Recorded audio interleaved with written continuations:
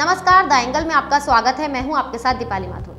देश के विभिन्न राज्यों में कोरोना के हालातों को काबू करने के लिए राज्य सरकारें अपने अपने स्तर पर कोरोना प्रबंधन करने में लगी हुई है, लेकिन वहां की सरकारें कोरोना को काबू करने में सक्षम नहीं हो पा रही है। ऐसे में जनहित को प्राथमिकता देते हुए वहां के हाई कोर्ट्स को आदेश देने पड़ रहे हैं। लेकिन यदि बात करें राजस्थान की, तो यहां हाई कोर्ट के आदेश से पहले ही मुख्यमंत्री अशोक गहलोत कोरोना की चेन को तोड़ने के लिए कड़े कदम उठा चुके हैं। देश के विभिन्न राज्यों में कोरोना संक्रमण बेकाबू होता जा रहा है। कुछ ऐसे ही हालात उत्तर प्रदेश और महाराष्ट्र में भी बने हुए हैं।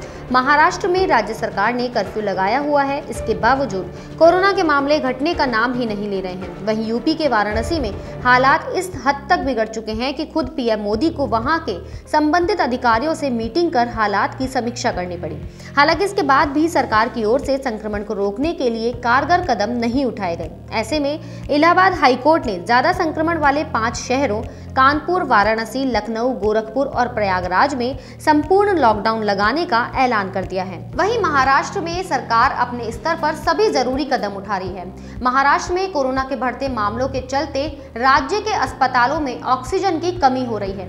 ऐसे में बॉम्बे हाईकोर्ट ने केंद्र सरकार से पूछा कि जब देश के 40% मामले महाराष्ट्र में है, तो वहां पर ऑक्सीजन कम क्यों दी गई है। लेकिन राजस्थान में तस्वीर कुछ और ही है। यहाँ सरकार इतना बेहतर काम कर रही है कि कोर्ट को दखल देने की जरूरत ही नहीं है। राजस्थान की सरकार एक और जहां मेडिकल इंफ्रास्ट्रक्चर को पहले ही मजबूत कर चुकी है, जिसे जरूरत के हिसाब से विस्तार दिया जा रहा है। वहीं कोरोना वैक्सीनेशन के मामले में भी राजस्थान देश के अग्रणी राज्यों में से एक था। अब जब प्रदेश में कोरोना की दूसरी लहर तेजी से बढ़ रही है, तो इसे रोकने के लिए भी अशोक गहलोत सरकार ने चरणबद्ध रूप से आगे बढ़ते हुए अब 19 अप्रैल से 3 मई तक 15 दिन का जन अनुशासन पखवाड़ा मनाने का ऐलान किया है, ताकि एक और इससे कोरोना संक्रमण की चेन को तोड़ा जा सके, वहीं इस जंग में जन भागीदारी भी सुनिश्चित की जा सके।